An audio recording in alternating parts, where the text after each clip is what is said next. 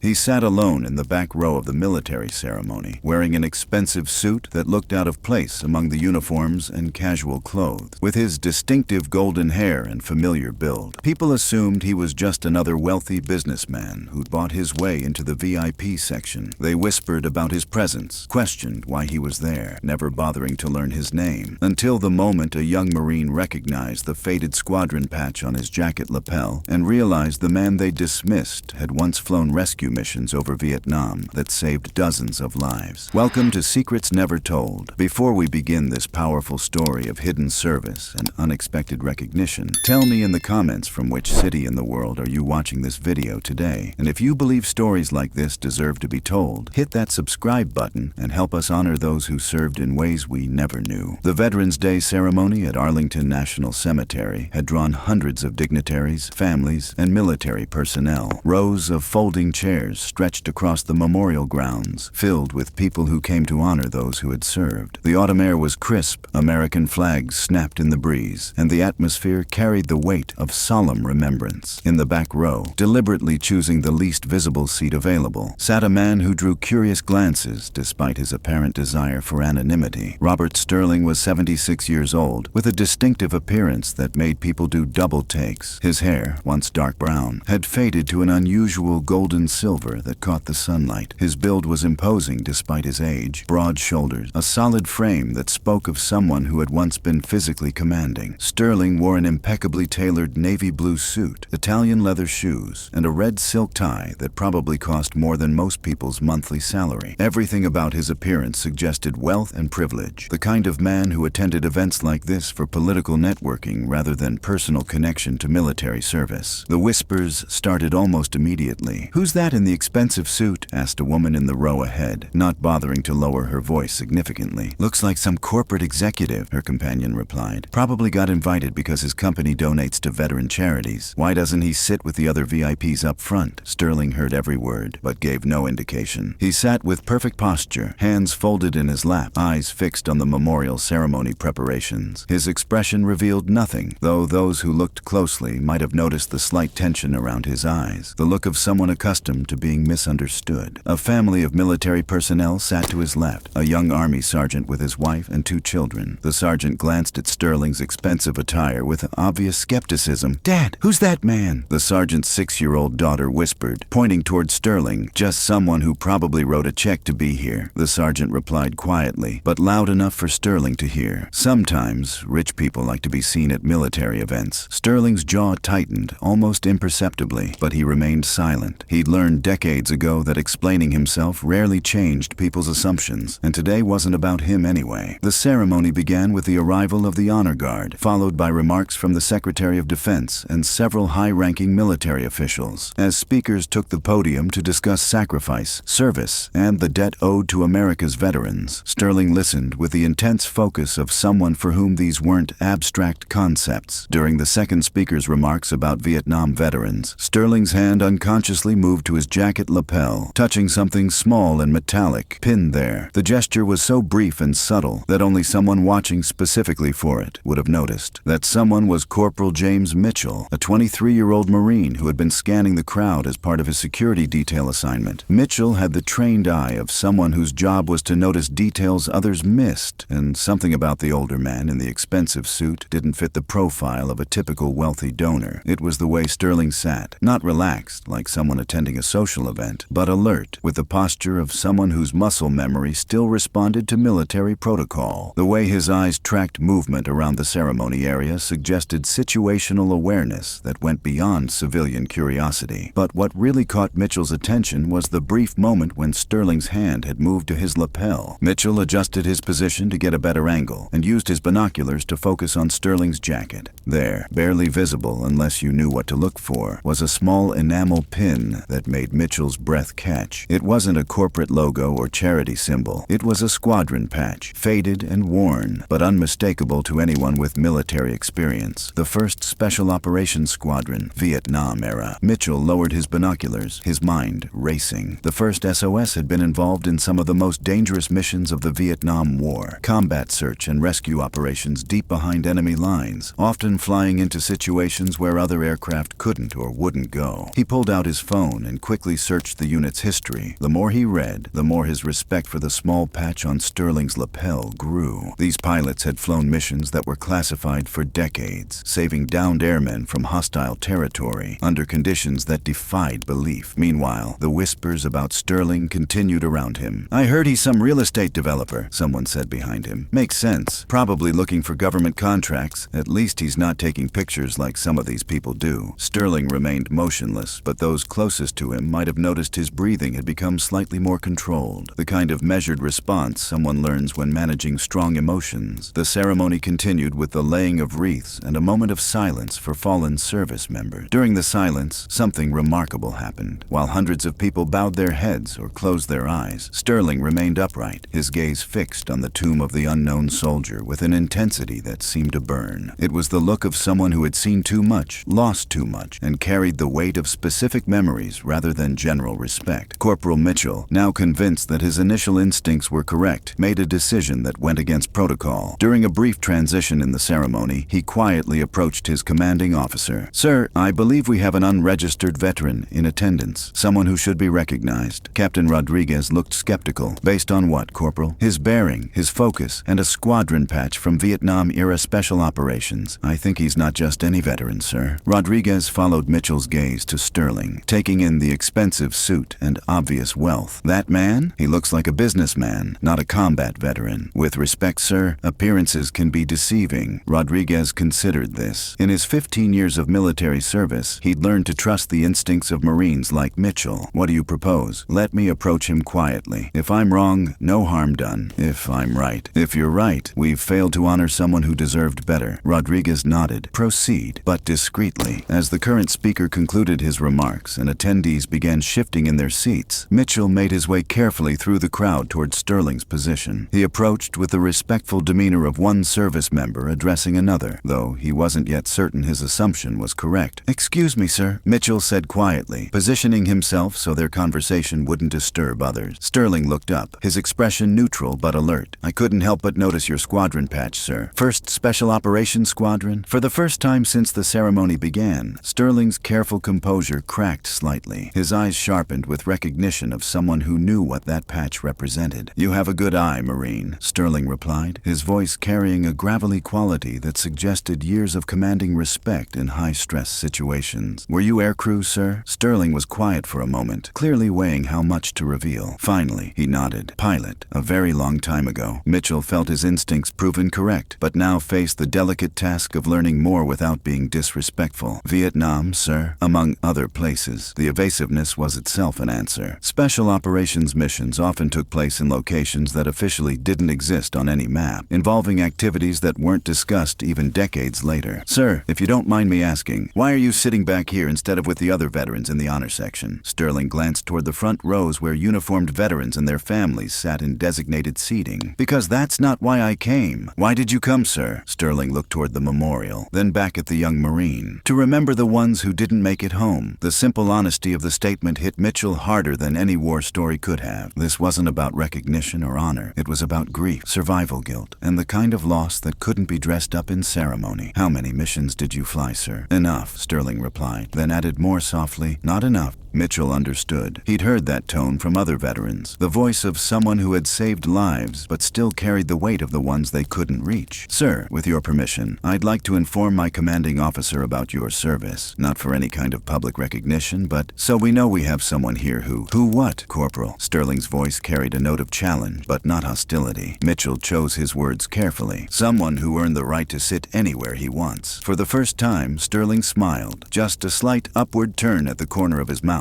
but genuine. "You remind me of some of the young airmen I used to fly with. They had your kind of respect for things that mattered." "What happened to them, sir?" Sterling's smile faded. "Some made it home, some didn't. Some made it home, but never really came back." The weight of that statement settled between them, heavy with implications about survival, trauma, and the different ways war could claim casualties. "I'd like to shake your hand, sir," Mitchell said. Sterling extended his hand, and Mitchell was surprised by the firm grip and the calluses that expensive suits and manicured nails details couldn't completely hide. These were the hands of someone who had once worked with machinery, who had physically fought to bring people home. As they shook hands, Captain Rodriguez appeared beside them, having observed the interaction, and decided to approach personally. "Sir, I'm Captain Rodriguez. Corporal Mitchell tells me you served with the 1st Special Operations Squadron." Sterling nodded acknowledgement, but didn't elaborate. "Sir, those were some of the most dangerous missions of the war. Combat search and rescue deep behind enemy lines. We did what needed doing." Sterling replied simply. Rodriguez recognized the deflection, the way combat veterans often minimize their service when speaking with younger military personnel. "How many aircrew did you bring home, sir?" Sterling was quiet for a long moment. "I stopped counting after 27. The number hung in the air between them. 27 aircrew members, pilots, navigators, gunners, who had been shot down over North Vietnam, Laos, and Cambodia, and who had made it home because Robert Sterling had flown into hostile territory to extract them. "Sir," Rodriguez said with evident respect, "you should be sitting in the front row." Sterling shook his head. "I'm exactly where I need to be." But word was already spreading through the ceremony in the quiet way that significant news travels among military personnel. A nod from Rodriguez to another officer, a whispered word from Mitchell to a fellow Marine, and gradually the understanding rippled outward that the man in the expensive suit wasn't just another wealthy attendee. The change was subtle at first. A young Army lieutenant walking past Sterling's row paused to offer a respectful nod. A Navy chief petty officer made eye contact and mouthed, "Thank you." A family of Gold Star parents, understanding they were in the presence of someone who had risked everything to bring other families' children home, simply stood when Sterling looked their way. Sterling noticed the shift but didn't acknowledge it directly. He had spent decades avoiding this kind of attention, building a successful business career that allowed him to disappear into wealth and civilian anonymity. But today, surrounded by people who understood the cost of service, the facade felt less necessary. As the ceremony moved toward its conclusion, the Master of Ceremonies announced that any veterans present who wished to participate in the wreath-laying ceremony were invited to come forward. It was meant to be a general invitation, but somehow the words felt directed at Sterling. He hesitated, clearly uncomfortable with public recognition, but Captain Rodriguez appeared at his elbow. "Sir, those 27 families you reunited, they'd want you up there." Sterling looked toward the front of the ceremony, where a small group of veterans was gathering to participate in the final honor. Then he looked back at the memorial, thinking of friends who would never attend another Veterans Day ceremony. Slowly, he stood up. The walk from the back row to the front of the ceremony felt longer than any mission Sterling had ever flown. People noticed him moving forward, the expensive suit, the distinctive appearance, the serious expression. But now, instead of skeptical whispers, there was respectful silence. When he reached the front, the ceremony coordinator handed him a wreath without question. Sterling accepted it with the same steady hands that had once controlled aircraft in combat, then walked to the memorial. He placed the wreath with careful precision, stepped back, and rendered a salute that spoke of muscle memory preserved across decades. As he held the salute, something remarkable happened. One by one, every uniformed service member in attendance rose to their feet and joined the salute. Then the veterans in civilian clothes stood. Then their families. Within moments, hundreds of people were standing in silent tribute, not just to the memorial, but to the man who had spent his life avoiding this moment. Sterling held his salute for exactly the prescribed duration, then lowered his hand with military precision. As he turned to walk back to his seat, he found his path lined with people who had quietly moved to honor his passage. A young sailor offered a sharp salute. A Marine veteran with prosthetic legs struggled to his feet to show respect. Gold Star mothers who had lost sons in more recent conflicts nodded with understanding that transcended generational differences. But Sterling didn't return to the back row. Captain Rodriguez had quietly arranged for a seat to be opened in the front section among the other veterans. As Sterling took his place there, the elderly World War II veteran beside him extended his hand. "Welcome home, son," the old soldier said. Sterling shook the offered hand, and for the first time in decades, he felt like he truly was home. The ceremony concluded with taps and a final moment of silence as people began to gather their things and prepare to leave. Sterling remained in his seat, not yet ready to return to the world where his wealth mattered more than his service. Corporal Mitchell approached one final time, carrying something in his hands. "Sir, this belonged to my grandfather. He served in Korea, and he always said it should go to someone who'd understand what it means." Mitchell held out a small American flag, worn and faded from years years of careful handling, Sterling accepted the flag with reverence. "What would you like me to do with it?" "Keep it, sir. And remember that there are still people who know the difference between making money and making a difference." Sterling looked at the flag, then at the young Marine who had seen past his expensive suit to recognize his true value. "What made you look closer, son?" Mitchell smiled. "My drill instructor always said that real heroes don't usually look the part. They're too busy doing the job to worry about the costume." As Sterling finally prepared to leave, he was approached by several other attendees who had heard about his service. But these weren't requests for photographs or networking opportunities. They were quiet expressions of gratitude from people who understood what his missions had meant. A middle-aged woman whose father had been rescued in Vietnam, a veteran whose brother had been brought home by a special operations pilot, a Gold Star wife whose husband had flown similar missions and never returned. Each conversation was brief, respectful, and deeply meaningful in ways that Sterling's business success had never provided. Walking toward the parking area, Sterling passed the sergeant who had earlier dismissed him as just another wealthy donor seeking attention. The sergeant now stood at attention, having learned about Sterling's background from other attendees. "Sir, I owe you an apology," the sergeant said as Sterling approached. Sterling paused. "For what, son?" "For assuming things about you that weren't true." Sterling considered this, then placed a hand on the younger man's shoulder. "Sergeant, I've spent 40 years building a life where people would make exactly those assumptions. The fault isn't yours." "Why would you want that, sir?" Sterling looked back at the memorial, then at the families still gathering near the ceremony site. "Because sometimes the best way to serve is to disappear. Let the spotlight fall on the people who need it more." As he walked away, Sterling felt something he hadn't experienced in decades, the satisfaction of being seen for who he truly was, not what he appeared to be. The expensive suit, the distinctive appearance, the obvious wealth, none of it had changed. But for one day, in the company of people who understood the real measures of a man's worth, Robert Sterling had allowed himself to be recognized not as a successful businessman, but as someone who had once risked everything to bring other people's children home. And in that recognition, he had found something more valuable than any business deal: the knowledge that service, no matter how long ago or how deeply buried, never truly disappears. It waits, patient and enduring, for the moment when it can finally be honored by people who understand its true cost. The young Marine had been right. Real heroes don't usually look the part, but when they're finally seen for what they truly are, the recognition is all the more powerful for having been earned through sacrifice rather than sought through performance. Sometimes, the most important stories are carried by the people you'd never suspect, hidden behind facades built not from shame, but from humility. And sometimes it takes the respect of one person who knows what to look for to reveal the hero that was always there, waiting quietly in the back row.